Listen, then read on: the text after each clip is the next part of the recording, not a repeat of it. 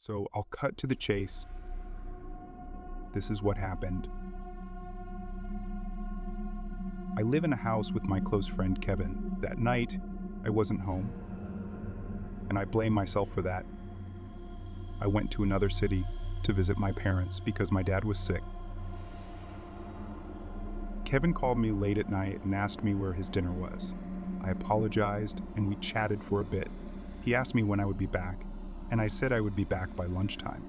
He also mentioned that there were probably rats in the house because he heard noises under the bed. I said we should call someone to get rid of the rats. That was the end of our conversation. We were about to go to sleep when I felt my phone vibrate. It was Kevin. I picked up the phone and asked him annoyed what he wanted at such a late hour. He was scared. His voice was trembling. He said that there was someone else in the house besides him. I tensed up, asked him how he knew that. He said that he heard noises under the bed again, but this time they didn't sound like rats scratching the floor. It sounded like long claws scraping under the bed. I thought he was messing with me, wished him luck, and hung up. But he called again, and this time I just turned off the sound on my phone and went to sleep. In the morning, I packed my things, said goodbye to my parents, and drove home. At the house, I was met by the police, and they started questioning me. Kevin was dead. They asked me what he said to me when we talked. He called me for about 10 minutes, then the call stopped. According to the police, the time of death was exactly then. I sat at the station until the evening. It was getting dark when they let me go home. After I spent the whole day telling them everything I knew, which was not much. When I got home, I was greeted by a deafening silence.